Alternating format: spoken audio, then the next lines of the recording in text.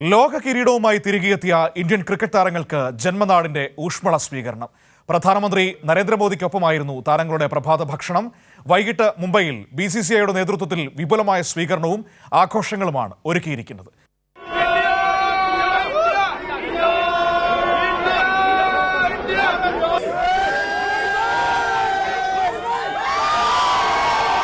പതിനേഴ് വർഷത്തെ കാത്തിരിപ്പ്. രാജ്യത്തിന്റെ അഭിമാന താരങ്ങൾ ലോക കിരീടവുമായി ജന്മനാട്ടിലേക്ക് പറന്നിറങ്ങി.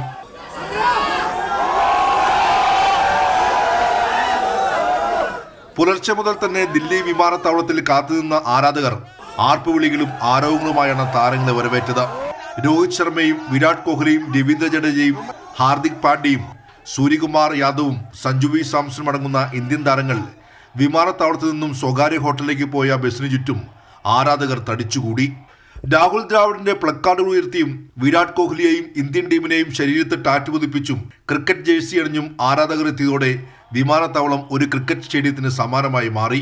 Happy retirement from T20s and we hopefully he might play the T20 tests and ODIs and we're just not ready for his retirement. Many congratulation team India के लिए और हम लोग मुंबई के लिए रवाना हो रहे हैं और पूरे देशवासियों के लिए खुशी का पल है. This is a moment for Rohit Sharma. This is a moment for Team India. This is a moment for the nation. പ്രധാനമന്ത്രിയുടെ ഔദ്യോഗിക വസതിയിലായിരുന്നു താരങ്ങൾക്ക് പ്രഭാത ഭക്ഷണം.